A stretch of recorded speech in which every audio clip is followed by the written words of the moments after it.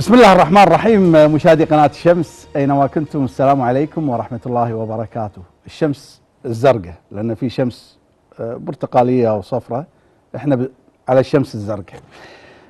مساكم الله بالخير ويا اهلا ومرحبا فيكم، حلقة جديدة من برنامج الديربي نايت. نتمنى إن شاء الله حلقتنا اليوم تحوز على رضاكم. ما في شك عندنا ضيوف من العيار الثقيل، سواء داخل الاستديو أو حتى عن طريق الزوم. لكن قبل لا ارحب بضيوفنا ونتعرف على عناوين او مواضيع حلقتنا الليله، خلوني في البدايه اشكر كل من تواصل معي صراحه من خارج مصر. عندي بعض الاخوان في الكويت، في السعوديه، دول الخليج.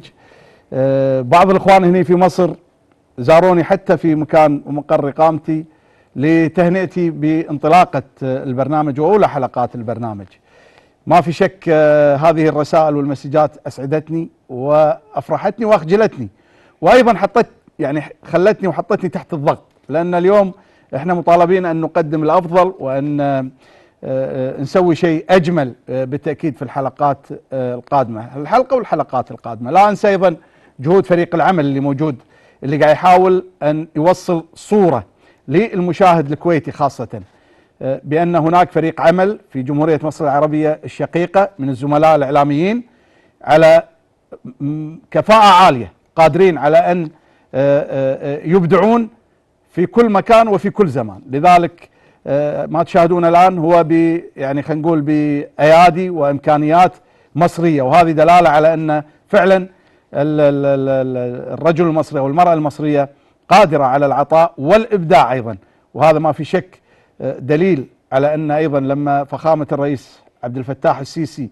يعمل من أجل الشباب ومن أجل الإنسان وعارف إمكانيات الرجل، لأن تذكرون أمس قلنا فخامة الرئيس ما يبي بس محمد صلاح واحد ولا عمر مرموش واحد، ما يصير. اليوم 120 مليون بس اثنين، لا ما يصير. فاليوم معاه حق فخامة الرئيس. اللي قاعد يشوفه اليوم، أنا أتكلم عن المجال الإعلامي، اللي أشوفه اليوم ما شاء الله هناك كفاءات مصرية قاعد تبدأ صراحة. تعاملت معاهم على مدى هالحلقتين وخلال هالأربعة أيام، بصراحة أسعدوني وتشرفت أن عملت معاهم، سواء كرجال أو كسيدات.